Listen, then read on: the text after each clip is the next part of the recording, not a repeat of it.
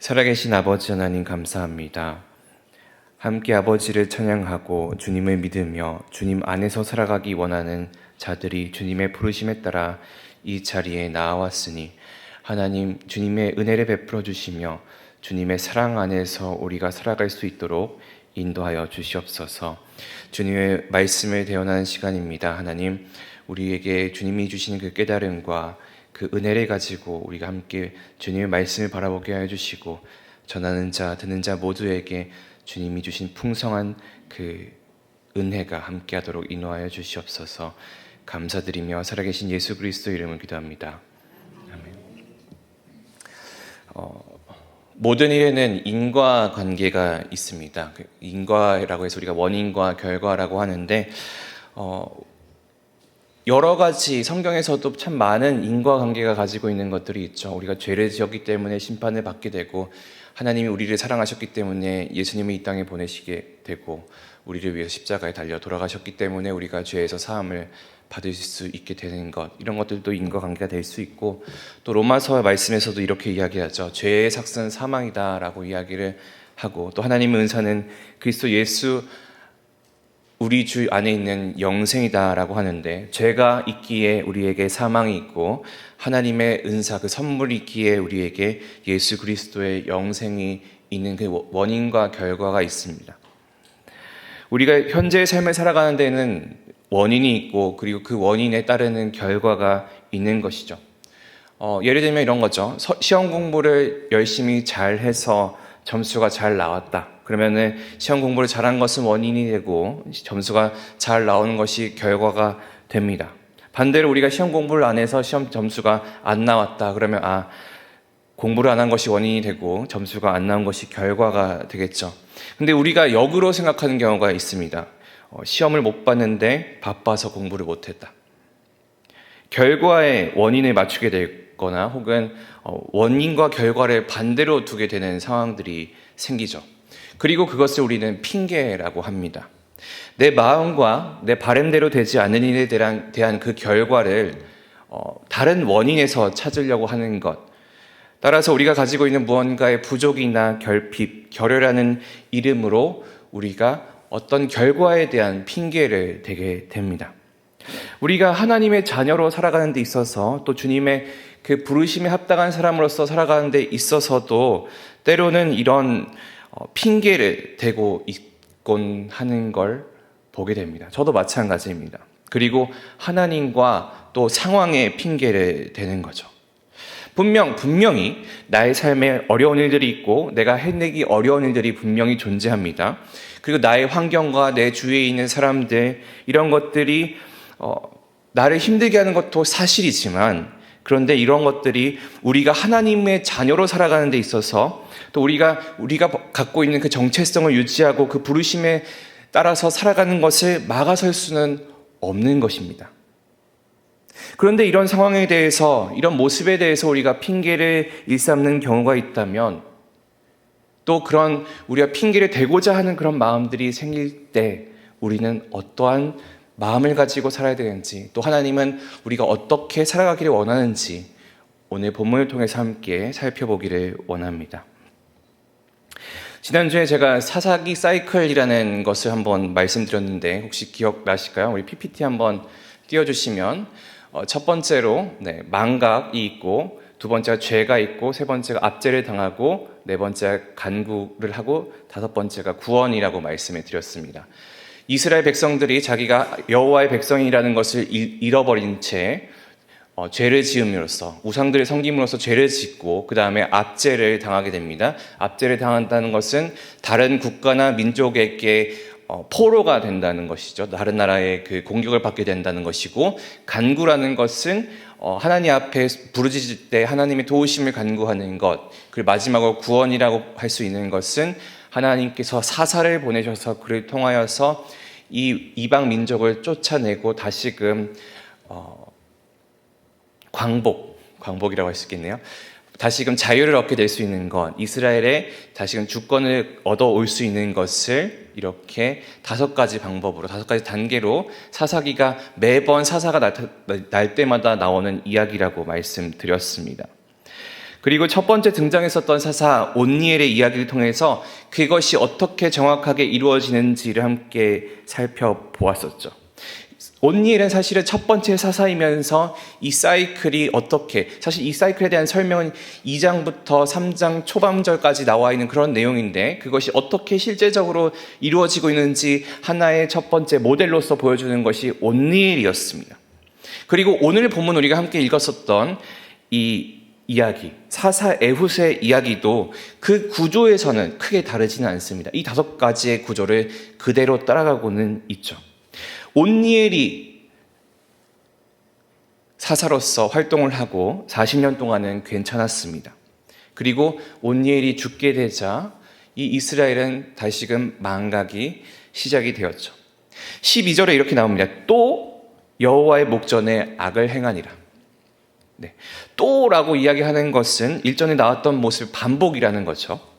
온니엘이 사사기의 시작이라면 에훗의 이야기는 사사기 그 사이클에 대한 실제적인 시작이라고 볼 수 있습니다. 자, 이런 모델이 있었어. 자, 다음 사람도 이렇게 되는 걸 너희도 한번 보아라 라고 하는 그런 모습이죠.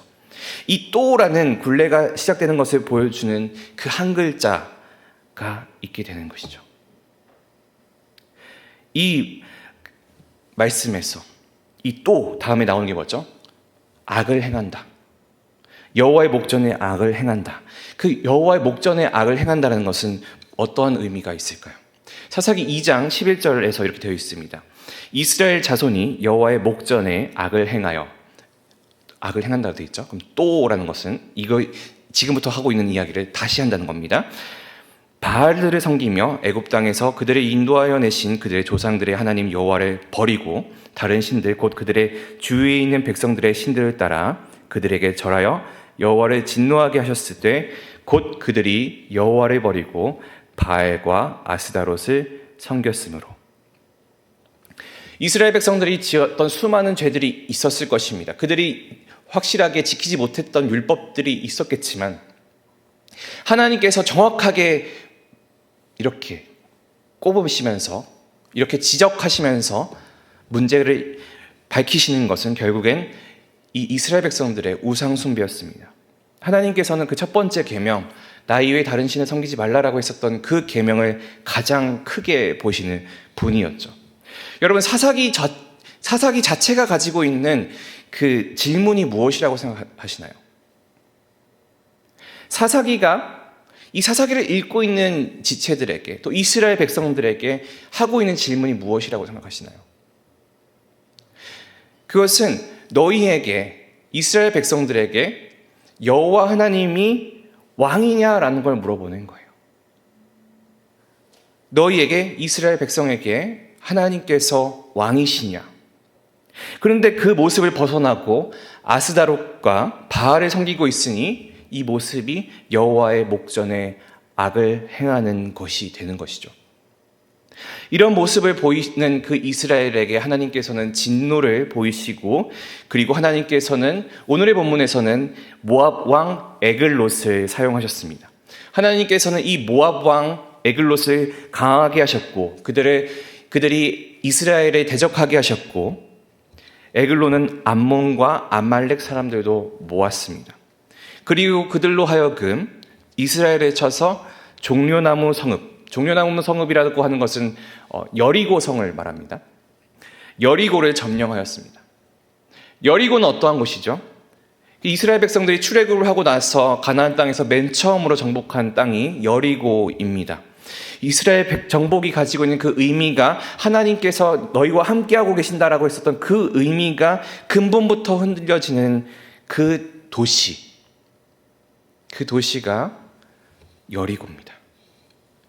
사실은 모압은 나라도 아니었고 그렇게 큰 영향을 끼칠 만한 그런 민족도 아니었습니다. 이스라엘 사람들 그 시야 밖에 있었던 족속이었는데 그들이 하나님을 통해서 강하여지고 하나님을 통하여서 나라를 빼앗아서 이스라엘이 그들 모압 밑에서 모압을 섬길 수밖에 없도록 하신 거죠. 결국 이스라엘은 이 에글론을 18년 동안 섬기게 됩니다. 이 사이클에서 이제 압제가 있었습니다. 그리고 압제 다음에 뭐가 있다고 그랬죠? 간구가 있다고 말씀드렸습니다. 15절에 보면 이스라엘 자손이 여호와께 부르짖으매라고 이야기를 합니다. 이스라엘은 이 18년의 기간을 벗어나고 싶어서 그들에게 오직 희망이 여호와 하나님께만 있다는 것을 이제야 깨달아, 18년 만에 깨달아 그의 간구를 다시금 행동으로 옮겼습니다. 그들이 부르짖은 거죠. 그리고 그 목소리를 들으신 하나님께서는 한 사람을 세우셨는데, 우리 15절을 한번 같이 읽어볼까요? 시작. 이스라엘 자손이 여호와께 부르짖으매 여호와께서 그들을 위하여 한 구원자를 세우셨으니 그는 곧 베냐민 사람 게라의 아들 왼손잡이 에훗이라. 이스라엘 자손이 그를 통하여 모압 왕 에글론에게 공물을 바칠 때에. 여호와께서는 이스라엘을 위해서 한 사람을 세우셨는데 그 사람이 에훗입니다. 그런데 에훗에게 특별한 수식어가 하나가 붙어있죠. 그게 뭔가요? 왼손잡이라는 겁니다. 왼손이 있고 그 반대되는 손이 이제 오른손인데, 이 오른손이 가지고 있는 의미로 참 여러 가지가 있는데 성경에서 이런 식으로 이야기를 합니다. 오른손 혹은 오른쪽. 출애굽기 15장 6절에선 여호와여 주의 오른손이 권능으로 영광을 나타내시나이다. 여호와여 주의 오른손이 원수를 부수시나이다. 시편에서는 주께서 생명의 길을 내게 보이시리니 주의 앞에는 충만한 기쁨이 있고 주의 오른쪽에는 영원한 즐거움이 있나이다. 또 시편 110편에서는 여호와께서 내 주에게 말씀하시기를 내가 내 원수들로 내 발판에 되게 하기까지 너는 내 오른쪽에 앉아 있으라 하셨도다. 하나님께서는 그 오른손으로 자신의 백성을 축복하시고 백성의 원수들을 멸망시키시는 분이었습니다. 하나님의 그 오른손에는 영원한 즐거움이 있고 그곳에는 택하신 자가 앉으시죠. 그리고 권능과 영광과 축복이 있는 곳, 그곳이 오른손입니다. 그만큼 성경 전반적으로 오른손이 그리고 오른쪽이 이야기하는 것은 매우 큰 의미를 가지고 있죠. 예수 그리스도도 하나님의 어느 쪽에 있다고 그러죠? 우편에 앉아 계신다고 하잖아요. 그만큼 오른손이 가지고 있는 큰 의미가 엄청나게 컸습니다. 우리나라에서도 마찬가지죠. 왼손잡이들이 있으면 어떻게 해요? 쓰지 말라고 하고 오른손을 고치게 만들었던 예전의 시절이 있었죠. 그리고 사실은 오늘 이렇게 에훗이 어느 지파 사람이죠? 베냐민 지파 사람인데, 이 베냐민이라는 단어 자체가 오른손의 아들이라는 의미를 가지고 있어요. 그런데 그 오른손의 아들의 족속인 에훗이 왼손잡이라고 표현되고 있는 것이죠. 이 왼손잡이라는 것은 결국엔 지금 우리 상황에서 오른손잡이, 왼손잡이라고 하는 것보다 그렇게 이야기를 하고 편한 손이 오른손이다라고 하는 것과는 다른 의미를 가지고 있습니다. 아마도 이 에훗은 오른손을 쓰지 못하는, 오른손에 구속이 있는, 오른손이 제 역할을 못하는 그런 상황이었을 것을 우리가 예측해 볼 수 있는데, 그렇게 한다면 그 오른손에는 장애가 있다라고 볼 수 있는 것이죠. 장애가 있다는 것은 결국에는 전투에는 아무런 쓸모가 없는 사람이 된다는 겁니다. 제대로 자기 몸을 사용할 수 없고 이 밸런스를 맞출 수 없고, 그럼 칼이든 방패든 둘 중에 하나는 들을 수 없는 그런 상황이 되는 것이 이 한 손에 장애가 있는 사람이 되겠죠. 그러니까 이 사람에 대한 기대치가 엄청나게 낮아 있는 것입니다. 그리고 이 에훗은 무언가 능력을 받거나 하지도 않았어요. 우리가 그 10절을 보면 온니엘이 이야기가 나오고, 온니엘은 10절에 여호와의 영이 그에게 임했다라고 이야기를 합니다. 그 영으로 인해서 온니엘은 전쟁에서 싸워서 이기고 적군을 물리치는 일을 보여주었죠. 근데 에훗은 하나님이 영이 임했다라는 그런 말들이 없습니다. 오히려 이 에훗이 하던 일들은 모압 왕 에글론에게 가서 공물을 바치는 역할이었습니다. 가장 군사적인 역할을 기대하기가 어려운 사람이죠. 이것은 모압에게도 또한 이스라엘에게도 마찬가지였습니다. 이스라엘은 에훗의 손을 통해서 공물을 바치게 되었고, 그 에훗이 가지고 있었던 그 오른손처럼 이스라엘 또한 그만큼의 기대감이 없는 그런 움츠린 모습, 무언가 결여된 모습, 그 마음이 없는 모습으로서 있었겠다 우리가 예측해 볼 수가 있죠. 그런데 에훗에게는 다른 준비가 있었습니다. 16절에 보면 에훗이 길이가 한 규빗 되는 좌우에 날선 칼을 만들어 그의 오른쪽 허벅지 옷 속에 차고, 일반적으로는 왼쪽에 차는 칼을 그는 오른쪽에 찼습니다. 그 사람에 따라서 이 칼은 쓸모가 없는 칼로 여겨질 수도 있겠죠. 왜냐? 일반적으로 칼은 어디에 찬다고요? 왼쪽에 차기 때문입니다. 장애가 있는 사람에게 칼이 무슨 소용이 있을까 싶기도 합니다. 이제 에훗이 곡물을 들고 에글론에 가서 바쳤습니다.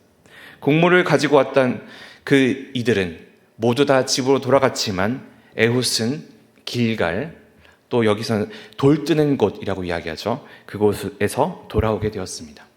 여기서 이 돌 뜨는 곳이라는 것은 채석장이라는 의미를 가지고 있고 또한 우상이라는 의미도 가지고 있습니다. 이 모압 사람들이 섬기는 우상이라는 거겠죠. 그렇다면 에훗은 어떻게 했다는 거죠?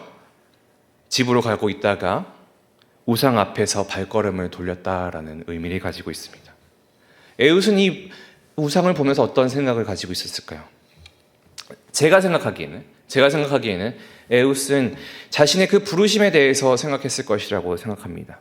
자기의 그 부르심이 무엇이었을까요? 이스라엘의 구원이죠.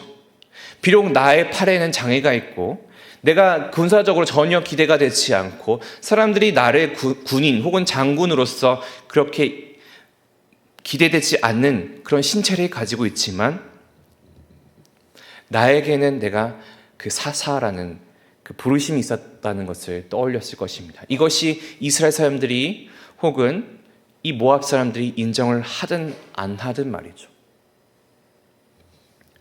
그리고 그는 길갈에서 돌아와서 이 에글롯 앞에 다시 서게 됩니다. 은밀히 할 말, 의미 줄 것이 있다는 말로 왕을 독대하고자 했습니다. 그리고 왕은 이 말을 듣고 무언가 필요한 것이 있을까 싶어서, 무언가 좋은 것이 있을까 싶어서 다른 이들을 물리게 되죠. 이 두 사람은 여리고에 있는 가장 높은 가장 안쪽의 다락에서 만나게 됩니다. 그리고 이렇게 이야기를 하죠. 20절에 내가 하나님의 명령을 받들어 왕에게 아를 일이 있나이다. 왕은 무언가를 기대하면서 그에게 다가왔을 것입니다. 무언가 이 유대인의 신, 유대 족속이 섬기고 있는 그 신이 그에게 해준 좋은 것이 있는지 그것을 기대했을지도 모르겠죠. 그러나 하나님의 명령을 받들어서 그에게 줄 은밀한 그것은, 에훗은 무엇이었죠? 그 허벅지에, 오른쪽 허벅지에 있던 칼이었습니다. 우리 21절과 22절을 함께 읽어보기를 원합니다. 에훗이 왼손을 뻗쳐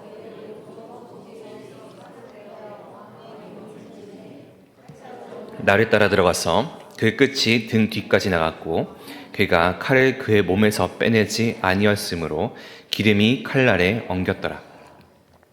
에훗은 오른쪽 허벅지에서 칼을 꺼내서 왕의 배를 찔렀습니다. 칼이 너무 깊게 들어가서 꺼낼 수가 없게 되었습니다. 그리고 칼날이 기름에 엉겼다라고 이야기를 하죠. 17절을 보면 알 수가 있듯이 이 왕이 매우 비둔한 자, 뚱뚱한 사람으로 표현이 됩니다. 우리가 곱창이나 이런 걸 보면은 다 이 장에 기름이 막 껴져 있고 혹은 이제 저도 좀 위험하긴 한데 이 간에 이제 지방이 껴가지고 이렇게 지방간이라고 이야기를 하죠. 그거 다 배 쪽에 있는 것들이란 말이에요. 그렇게 우리가 알 수 있듯이 뚱뚱한 사람의 배는 기름이 가득 차 있습니다. 그리고 그 간에도 기름이 가득 차 있었을 거란 말이에요. 그리고 이제 요리를 해보시면 알지만 비계는 칼이 잘 안 들고 칼날이 잘 안 나게 되는 것이 특징이죠. 그래서 그는 이 에훗은 칼이 에글론의 배에 꽂혀서 있는 채, 그것을 꺼내지 못한 채 그대로 놔두고 다락문을 닫고 도망하게 됩니다. 그런데 이것에 대해서, 이 왕이 죽었다는 것에 대해서 시간이 오래 지났지만 아무도 알아채지 못했죠. 24절인데요. 에훗이 나간 후에 왕의 신하들이 들어와서 다락문들이 잠겼음을 보고 이르되 왕이 분명히 서늘한 방에서 그의 발을 가리우신다 하고, 발을 가리운다라고 하는 것은 용변을 본다라는 의미를 가지고 있습니다. 그러면 이것이 그냥 시간이 오래 걸려서 그런 것일까요? 아니죠. 왜냐하면 22절 등 뒤에 나갔다라는 것을 히브리어로 보면은 이 등 뒤에 나갔다라는 것을 다른 해석으로 보면 똥이 나왔다라는 것으로서 또 해석이 가능하다고 합니다. 그러니까 배를 찔러서 그것이 창자를 관통하고, 그러니까 어떻게 돼요? 그것이 똥과 기름의 냄새가 함께 있었기 때문에 이 다락방이 그 냄새로 가득했었을 것이라는 거죠. 그리고 문 밖에 있는데도 불구하고 이 냄새가 너무 심했기 때문에 이 왕이 그 다락방에서 용변을 보고 있구나라고 그렇게 생각할 수 있었다는 거죠. 다락방에서 똥을 싸는 왕이다 라고 생각하기엔 참 무슨 일이 있겠지만 가끔씩 우리도 겪잖아요. 너무 급한 일이 생기게 되면은 참아내지 못하고 어떻게 하는 그런 상황들 말이죠. 그런데 이 다락방에서 나오고자 하는 시간이 너무나 오래 걸렸던 것입니다. 이 뚱뚱한 사람이 끼니를 거를 리는 거의 없을 것이고, 근데 너무나 오랜 시간 동안 이 안에서 나오지 않는 것 때문에 의문을 가지게 되는 이 부하들이 이제 억지로 열쇠를 가지고 이 다락방 문을 열게 되는 것이죠. 그리고 거기서 본 것은 에글론의 시체와 그에게 꽂혀있는 칼뿐이었습니다. 그 오랜 시간이 있었기 때문에 에훗은 충분히 도망을 가서 길갈의 우상을 지나서 스이라로 갈 수가 있었습니다. 그리고 에훗은 정말 온니엘과는 참 다른 모습으로 자기에게 감당한 일을 하게 되었죠. 온니엘은, 첫 번째 사사인 온니엘에게는 하나님의 영이 임하고 그에게는 그야말로 정면 돌파, 그 군사들을 이끌고 바로 이렇게 쓸고 나아가는 그런 전쟁의 승리가 있었다면, 사실은 이 에훗의 이 일은 사기와 거짓말과 칼과 왼손과 잠긴 문, 도망과 그런 것들밖에 없었던, 변칙밖에 없었던 일로 가득했던 거죠. 어떻게 보면 우리가 간사함이 가득했다라고도 볼 수 있겠습니다. 이 에훗에게는 사실은 리더십이 드러나기엔 너무나 부족한 것들이 많았죠. 이스라엘 자손들에게도 에훗은 왼손잡이였고 조국을 바치기 위한 그 특사였을 뿐이었습니다. 누구나 보기에 그 사람은 무언가 리더십이 되기에는 부족했었던, 기대감이 없었던 사람이었죠. 그런데 하나님은 그 사람을 쓰신 거예요. 그리고 이제 이스라엘의 압제를 벗어나게 하기 위한 본편이 시작이 됩니다. 우리 27절부터 29절 함께 읽어보기 원합니다. 그가 이르러 에브라임 산지에서 나팔을 불매 이스라엘 자손이 산지에서 그를 따라 내려오니 에훗이 앞서가며 그들에게 이르되 나를 따르라. 여호와께서 너희의 원수들인 모압을 너희의 손에 넘겨주셨느니라 하매 무리가 에훗을 따라 내려가 모압 맞은편 요단강 나루를 장악하여 한 사람도 건너지 못하게 하였고, 그때에 모압 사람 약 10,000명을 죽였으니 모두 장사요 모두 용사라. 한 사람도 도망하지 못하였더라. 에훗은 에브라임 산지로 가서 나팔을 불렀고 에글론의 죽음을 알렸을 것입니다. 그리고 이때가 돼서야 이스라엘 자손들은 변화를 맞이하게 되죠. 이스라엘 군대가 이제야 소집이 됐었을 것이고 에훗을 따라서 모압과의 전투가 시작이 되었습니다.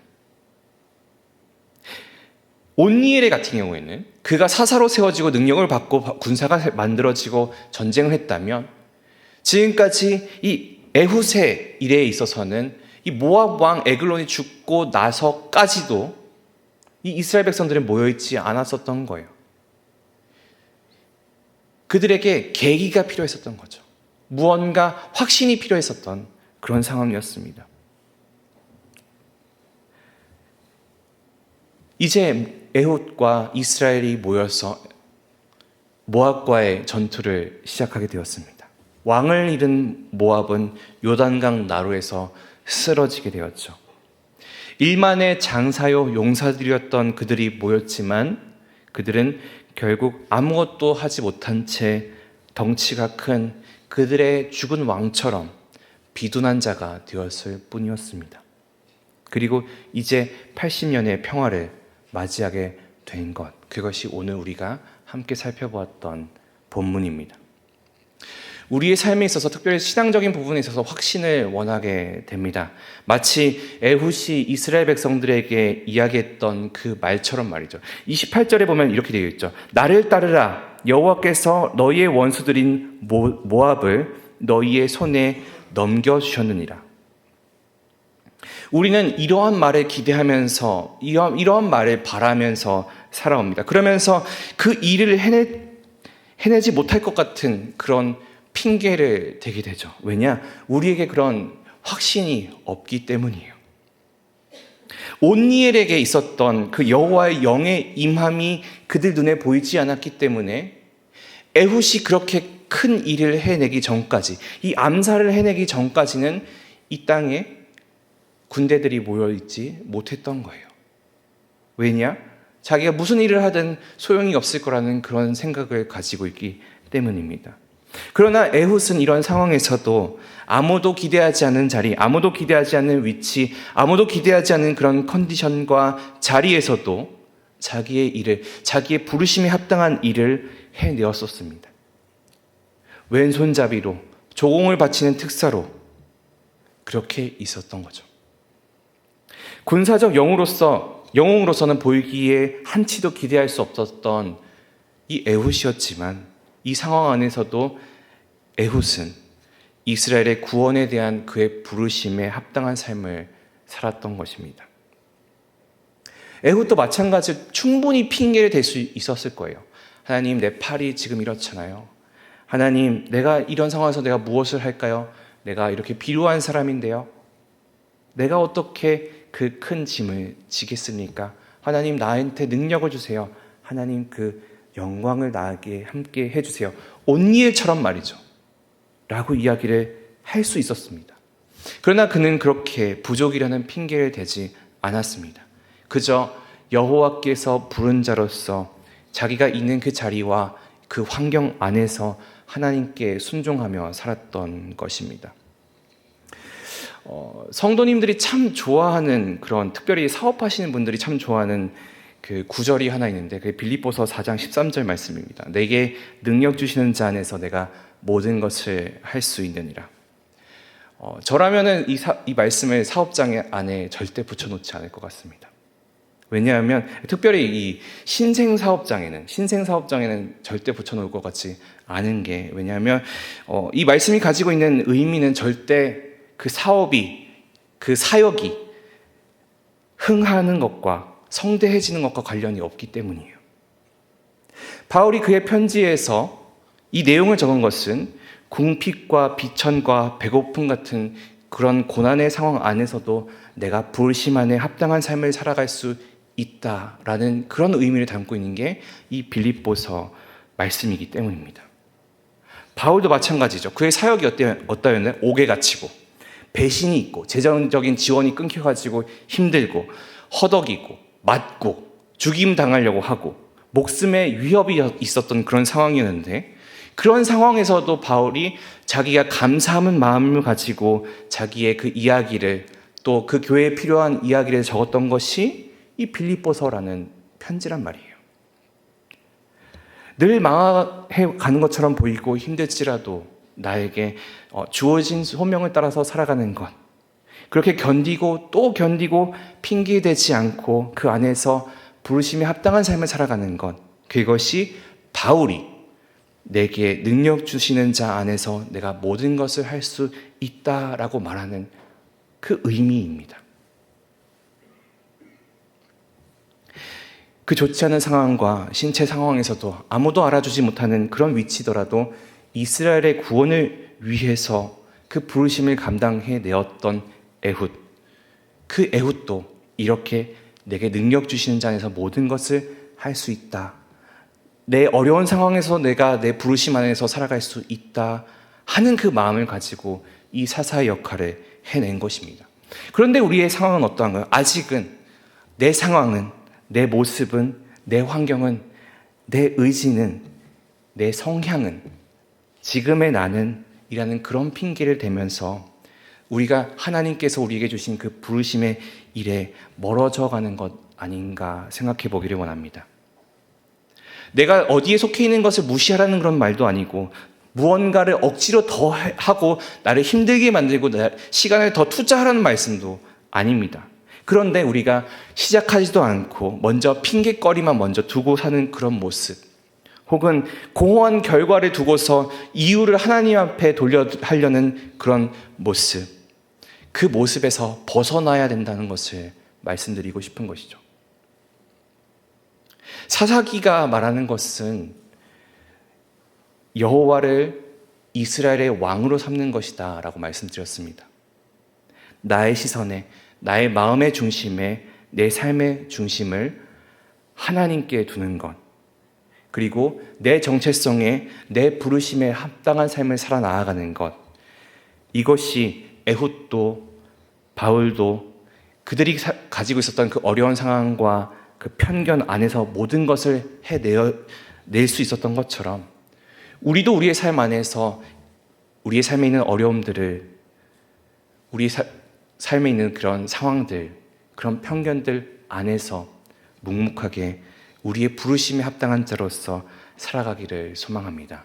그것이 우리의 부르심이고, 그것이 우리의 왕 되신 여호와 하나님을 따라가는 하나님 나라의 백성으로서의 삶이라 믿습니다. 우리 그런 삶을 살아내는 자 되길 소망합니다. 기도하겠습니다. 살아계신 아버지 하나님, 감사합니다. 우리가 주님의 말씀에 따라 살아가며 그 부르심에 따라 살아가는 자 되기를 소망합니다. 우리가 다른 것, 우리 가지고 있는 여러 가지 상황과 우리가 가지고 있는 여러 가지 모습들에 대한 그런 핑계를 대고 주님의 일을 멀리 던져버리고 살아가는 것이 아니라, 우리가 있는 그 상황 안에서, 우리가 가지고 있는 이 모습 안에서도 우리의 부르심에 따라 순종하며 살아가는 그런 삶을 살아나는 우리 모든 성도들 되기를 소망합니다. 내게 능력 주시는 자 안에서 내가 모든 것을 할 수 있다라고 했었던 그 바울의 고백처럼, 이 어려운 상황들 안에서도 부르심에 합당한 삶을 살아 나아갈 수 있도록 인도하여 주시옵소서. 감사드리며 살아계신 예수 그리스도 이름으로 기도합니다. 아멘.